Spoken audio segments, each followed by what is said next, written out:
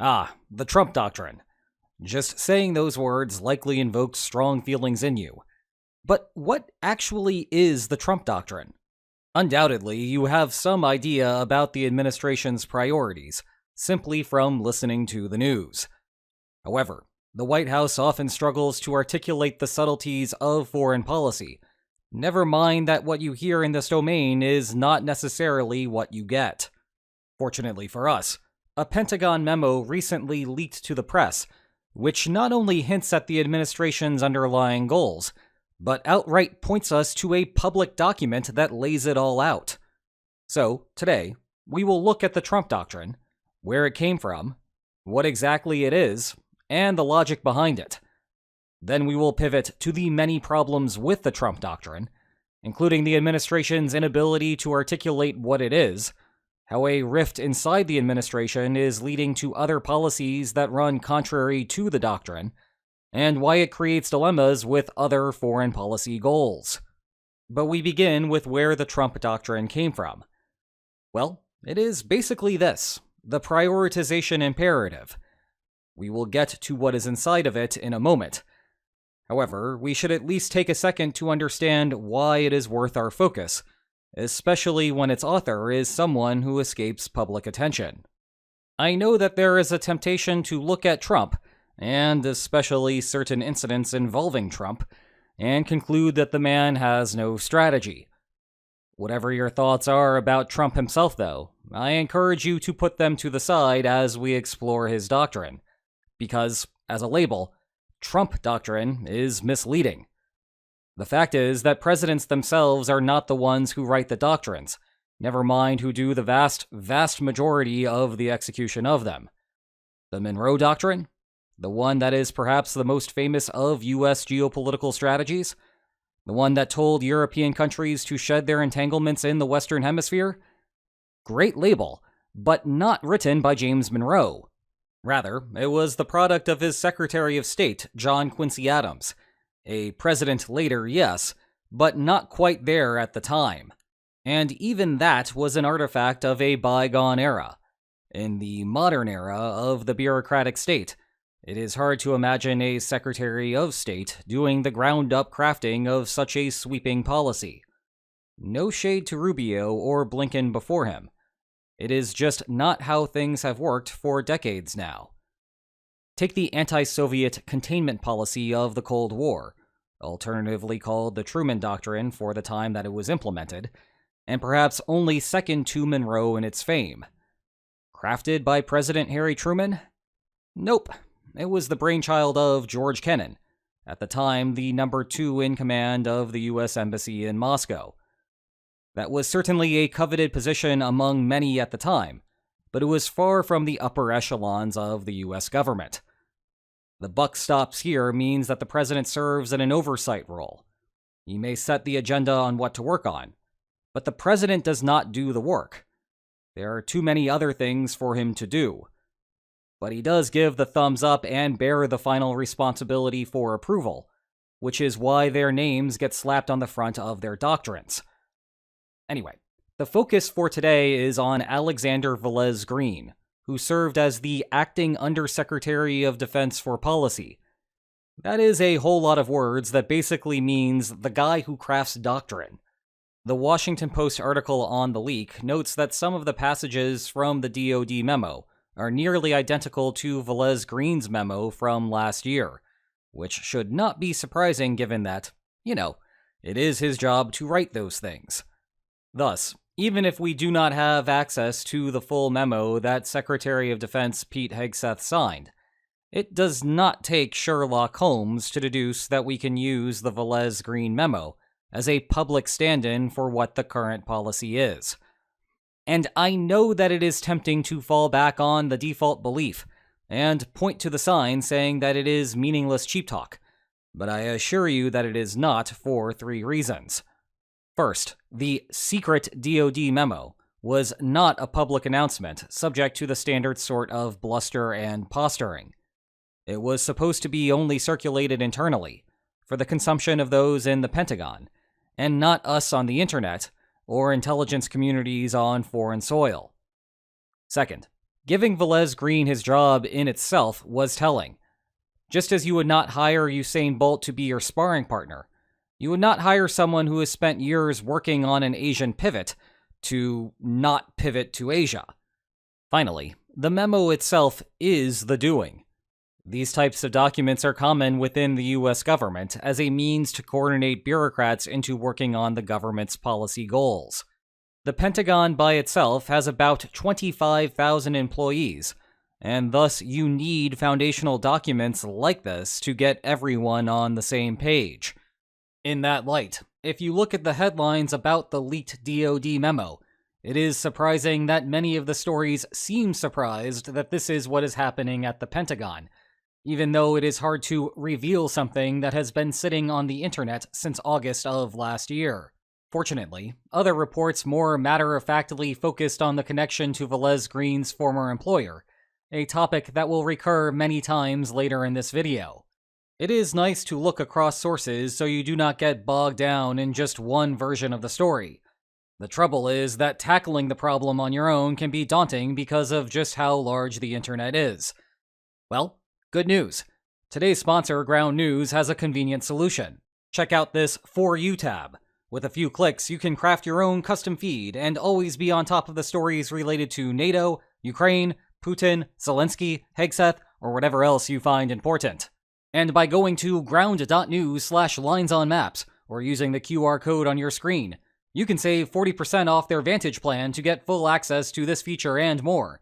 So thanks again to Ground News for supporting this channel. Now let's get to the meat of the doctrine, and bear in mind that what I am doing in this section is presenting its argument, uncritically for the most part. We are saving the flaws of the doctrine for the back half of the video, because understanding its premises and logical argumentation are prerequisites for good criticism. Another thing worth noting, I am focusing on the geopolitical strategy here, not Trump's domestic policy. Again, we will get back to this later, because those two things are fundamentally at odds with one another. Anyway, I mentioned a second ago that the original memo comes from the Heritage Foundation, which you may better know as the group behind Project 2025. However, the document reads like a more traditional national security strategy that would fit right at home with the George H.W. Bush or George W. Bush administrations. And, in some ways, it is an extension of Obama's foreign policy. Of course, there are a lot of other policies that the Trump administration is pursuing that trace back to Project 2025 and have second-order consequences on what is happening. Once more, though, we are saving those for later. The short version of the doctrine centers around the pivot to Asia that you are no doubt familiar with to some degree. However, there are some subtleties to the argument that are worth highlighting, because, as it is designed, this is not supposed to be a wholesale abandonment of Europe. Rather, it is more of a recognition of the United States' own weakness, and a fundamental strategic problem with limiting World War III to a single theater.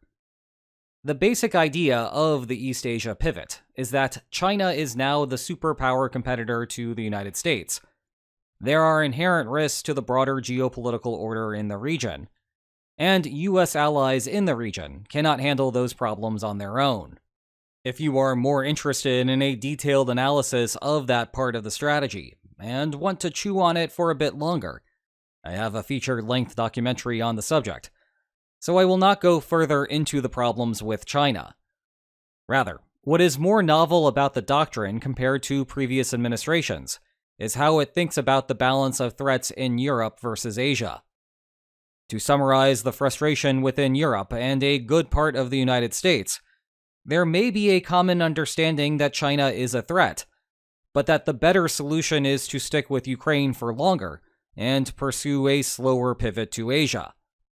To that, the doctrine raises two concerns, one that we might call a practical problem in the present, and another that is a theoretical problem in the future.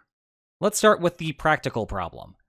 The main concern that the United States foresees in East Asia is an invasion of Taiwan.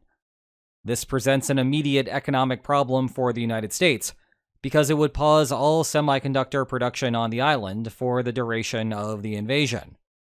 If the PRC won, then production would never recover, and it would take a long time to rebuild the island even if Taiwan emerged victorious. There is also a long-term security problem with a PRC takeover. Look back to this map from the report. You often hear about the first island chain that runs off the coast of China. It is strategically important because U.S. partners, plus a country historically hostile to the PRC, form a perimeter around the area. However, the continental shelf drops off just beyond Taiwan. As it stands now, the United States and its partners can contain the PRC around the first island chain, limiting the PRC to its coastal area. The shallow waters make it easy to monitor submarine activity there. But lose Taiwan, and suddenly the submarines can dive down. The United States then faces a much greater security threat. Of course, to get to that, Beijing must first conclude that it is a good idea to invade. Broadly speaking, the PRC's ability to militarily succeed depends on two fronts: a naval theater where China tries to move as much as it can across the choppy waters of the Taiwan Strait, and a land battle supposing that the PLAN can push invading soldiers to the shore. The plan to defeat the PLAN is to use U.S. naval assets to limit whatever can make it to shore, while relying on Taiwan to handle the land battle. The problem that arises is that whatever materiel Taiwan has at the start of a ground fight will be the bulk of what it has for the duration of the conflict. For more than 3 years now, the West has resupplied Ukraine by flying materiel to Poland and driving it across the border. Russia simply does not have the reach to strike that half of the country. In contrast, Taiwan is both literally and figuratively on an island here. Certainly, the United States would try to replenish Taiwan's stocks as the invasion progresses, but the task will be monumentally more difficult than what we have seen in Ukraine. As such, if the United States wants to sway the balance of power against China, it must do so proactively, as in right now. Unfortunately for Ukraine, the types of things that Taiwan needs to win a potential land battle versus the PRC are the same things that Ukraine needs now. It is like a greatest hits album from the last 3 years. The HIMARS launching systems that you see on your screen now, equipped with longer-range ATACMS missiles that could even hit staging grounds along the mainland's coast, and shorter GMLRS missiles as well. Then you have National Advanced Surface-to-Air Missile Systems, 155mm artillery shells, perhaps the thing that needs to be delivered in the greatest of quantities, Javelins, Stingers, and Patriots. Regarding that last one, a minor scandal erupted in the middle of April, following a Ukrainian offer to purchase Patriot systems. The Trump administration declined, even though Kyiv was offering to buy them, as in send money to the United States in exchange for things that go boom. However, the deeper story here is that Patriots have a long backlog of orders. Thus, there is no surplus to send, even if the Trump administration did not prefer prioritizing Taiwan. Trump does prefer prioritizing Taiwan, though, and what further exacerbates the problem there is that Taiwan spent a long time slacking off on defense spending. Sure, you hear a ton about European countries not meeting the defense spending target of 2% of GDP, and you can see here just how bad it got with this figure from the memo following the end of the Cold War. But imagine being a small island, staring down the second strongest military in the world, and only spending 1.72% of GDP on defense in 2018. To be fair, the situation has improved as of late, going to 2.48% in 2024. However, that still puts Taiwan years behind on what should be accumulating on warehouse shelves. It is insufficient to deter an invasion the moment that someone in Beijing decides that the Silicon Shield is unimportant compared to the sanctity of the Chinese state. In that regard, the document prods Taiwan about going even further, and you may have heard stories about the United States lobbying Taipei to increase defense spending to 10% of GDP. Regardless of how we got here, though, that puts greater pressure on the United States to make up the shortfall. And that demand, in turn, runs into production capacity limitations. The United States simply does not have the factories to simultaneously resupply Ukraine and preemptively supply Taiwan. A trade-off must be made here. The second half is a theoretical problem about what a war would look like if it were to happen. Namely, that the next world war will inevitably occur on two fronts. The underlying problem is something known as opportunism in crisis bargaining circles. Remember, it is easy to keep the peace when the balance of power is static. After all, the costs of fighting ensure that war will be worse than maintaining the status quo, assuming that the current division was intelligently constructed. One of the ways that this can go wrong is when there is a fleeting shift in the balance of power. This opens up a window of opportunity for the temporarily strengthened state, where fighting now may be better than facing the situation when the military balance returns to normal. Let's apply this theory to the situation at hand with the four key players. Imagine that Russia, actor number 1, begins a war against NATO, actor number 2. The Western coalition will then have the fight of the century on its hands.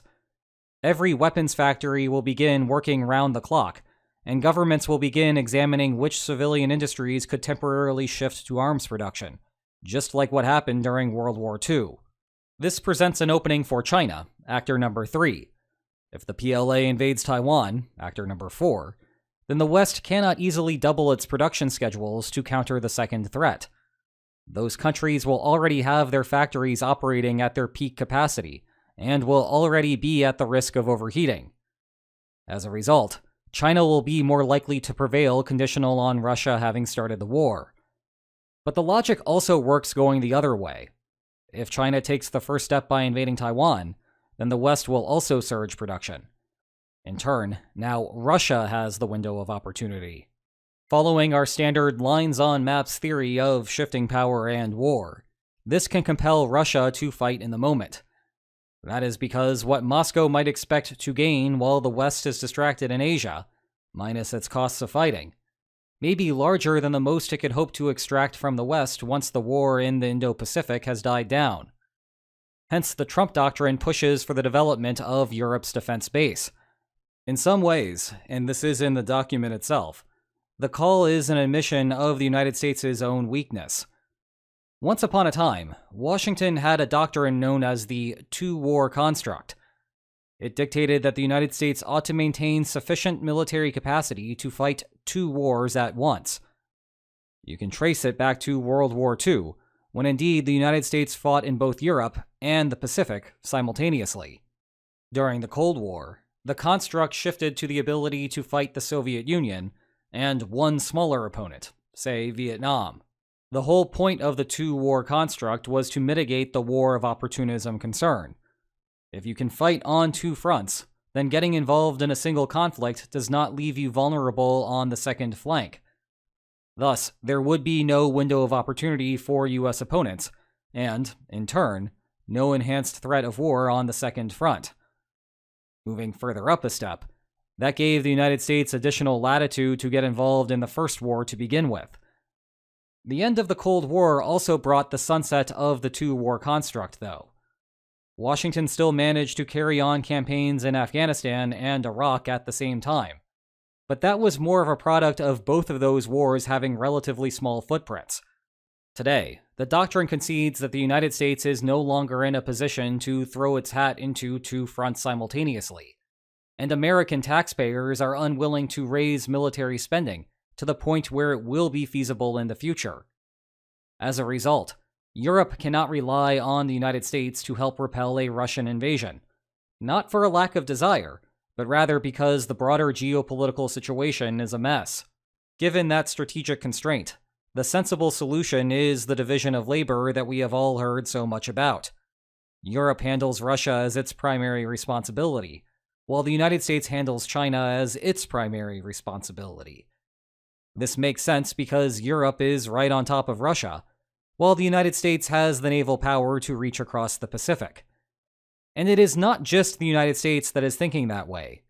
NATO has started integrating its Indo-Pacific partners into its major meetings, and the last two Secretaries General have increased their diplomatic visits to the region to coordinate across the world. Okay, that wraps up our conversation about the Trump Doctrine itself. Now I want to pivot to the various issues that come along with it and roadmap where we are going. We can divide the issues into three categories. First is the administration's inability to communicate what the heck the Trump Doctrine is, and we can subdivide the causes of that into three categories. 1. The administration's generally poor ability to communicate. 2. The internal divisions within the White House that are distorting the implementation of the doctrine. And 3. Lingering concerns about European defense spending. The second set of problems relates to the White House's internal divisions creating policies inconsistent with the national security strategy. 1. The interpretation of America First, meaning that no money should be leaving the United States at all. 2. The consequences of the economic war with Europe. 3. Reprioritizing the Department of Defense to border security. And 4. The broader government efficiency reforms and eliminating DEI initiatives. The final set of problems relates to the broader strategic picture. 1. The poor implementation of the policy from Europe's perspective. 2. How it is sabotaging the U.S. ability to mediate an end to the Russia-Ukraine war. And 3. The foregone benefits of taxing Russia further in Ukraine. Let's start with the awful communication and consistency part. Again, it is weird that you are here on a YouTube video trying to decipher what the White House is thinking. Shouldn't they be able to do that all by themselves? Now, to be fair, the information is out there. I could not be citing the Velez Green document if it were not. Also, Velez Green's formerly appointed successor, Elbridge Colby, has a treatise that lays it all out. And to leave no doubt there, they are on the same page regarding the pivot. Thus, the problem here is not that the information does not exist. Rather, it is communicating it with a larger audience. Colby's book is well known within the government's national security circles because it expands on the 2018 National Defense Strategy, which he developed. That, by the way, is not some sort of think tank book. It is official U.S. policy. But that is a far cry from a broader public understanding, and I also get the sense that even media that cover national security affairs are often not aware of it. Indeed, that hints at a more general struggle of the Trump administration, the inability to communicate any policy, not just this one. Think about all of the different variations of what the tariff strategy is, never mind what the specific tariff amounts will be. Well, apply that to a national security strategy, and here we are. Yes, I understand the irony of a media personality as the head of the Department of Defense being unable to communicate policy. But then again, Fox News was never good at breaking its message out of its bubble. Moreover, the Pentagon was a hot mess of turnovers over the first 3 months of Trump's second term, while Hegseth himself has not followed basic protocol to stay out of scandals. It has been a lot in a short time. The root of the problem is that most of the Republicans who are good at communicating to larger audiences refused to work for Trump during his first administration, and the bulk of those who were willing in 2017 grew tired of him by 2021 and thus did not resurface in 2025. Look no further than the administration's current press secretary, Caroline Leavitt, thrust into the job at the ripe old age of 27. She is the youngest person to ever hold the position by 6 years. And for the precious and inexperienced few that remain, the task in front of them is difficult. That is because there are two camps within the Trump administration, and this document only represents one of them. Now, most of what we have covered so far sounds like run-of-the-mill policy from the Obama administration, just with a much stronger emphasis on China. However, you will recall that the Heritage Foundation is also the author of Project 2025. And with that comes a whole bunch of domestic policies that call for a massive overhaul of the U.S. federal government's mission. As we will cover in a moment, those run at odds with implementing the national security portion of Trump Doctrine. Good luck trying to communicate, hey, There are these guys in the White House trying to implement an aggressively anti-China, but otherwise fairly normal foreign policy agenda. But then there are also these other guys trying to do something else entirely that sometimes runs completely contrary to the first point. If you have ever come away from watching a news program completely bewildered by what Trump did today, the internal inconsistency of the two factions may very well be why. The third part about the poor communication, though, is that it has helped mobilize Europe. Remember, the doctrine says that Europe is supposed to handle the Russian side of things, but doing that requires more materiel. We have discussed many times before how the United States has faced a balancing act here. The White House needed to badger Europe to spend more, but badgering too much might risk Europe investing in more continental production, rather than spending a ton on American kit. Yeah, increasingly it seems that Trump has provoked Europe a bit too much as the Union begins to look inward. Take headlines like this one, with Europe freeing up cash for countries to begin spending more. It sounds like a big deal, right? Billions more on defense? Well, there remains chatter in Washington that the follow-through still is not there. This headline was about raising a debt ceiling. It is not the same thing as actually spending the money. Sure, there are some promising signs of progress, like Spain getting on track to spend 2% of GDP on defense this year. But that is still not the same as the continent-wide adjustment necessary for Europe to take charge of security affairs vis-a-vis Russia. Meanwhile, perhaps the weirdest aspect of the Trump doctrine pertains to losing out on European weapons orders. Contrary to almost all public discourse on the matter, the Trump doctrine sees it as an asset if Europe invests in its own production capacity. Admitting weakness once again, the document concedes that the United States does not have the manufacturing bandwidth to handle the orders that Europe ought to be making. Nor does the United States have the bandwidth to expand to the point where it would be feasible.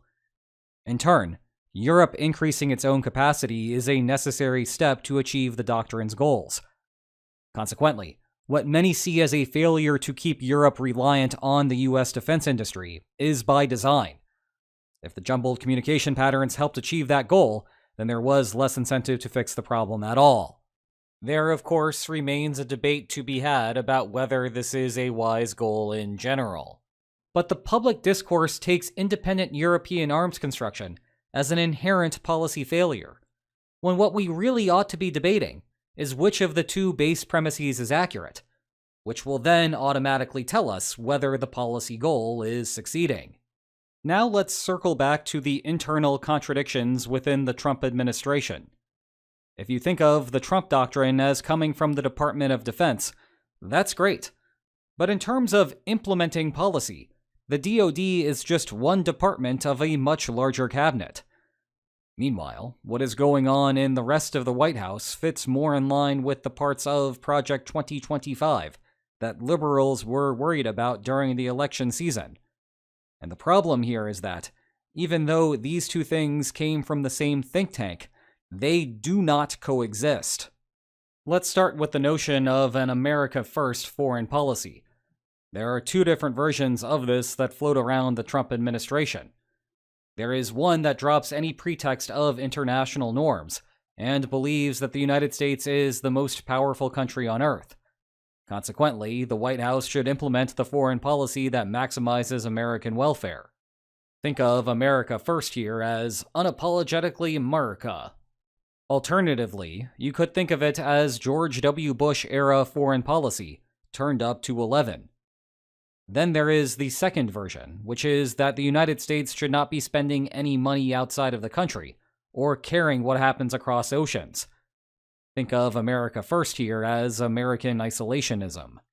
The Trump doctrine, with its obsession about the Indo-Pacific region, falls into the first category, but the rest of Project 2025 falls closer to the second category.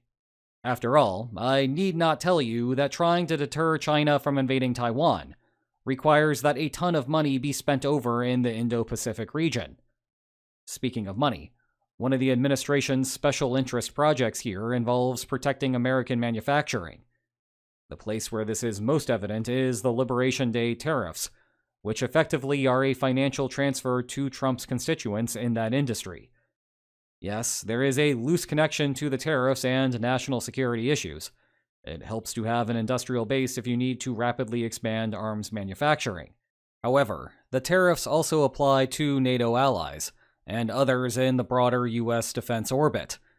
Thus, they are not helping improve overall defense expenditures within the bloc.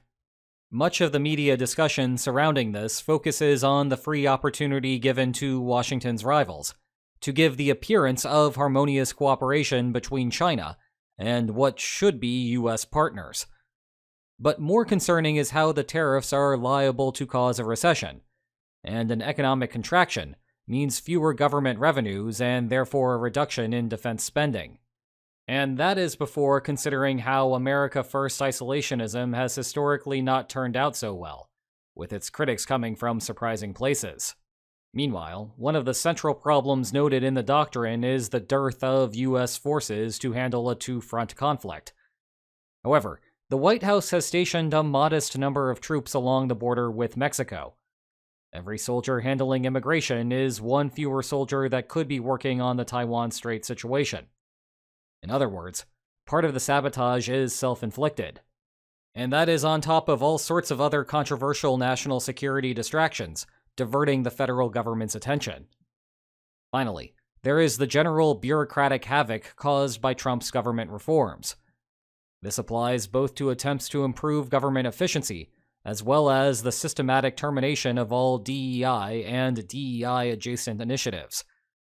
We are still in a period where the career members of the military and defense establishment, from West Point to the war colleges to the Pentagon, are spending significant portions of their workdays trying to figure out what they need to do to comply with the new policies.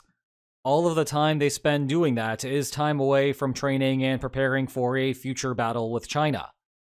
Now, in response to those objections, the Trump administration would raise a finger and argue that these are better for the long-term health and sustainability of the institutions. What you think of that last statement will undoubtedly depend upon your political orientation. Regardless, though, there should be consensus that the short-run effect is a weaker United States.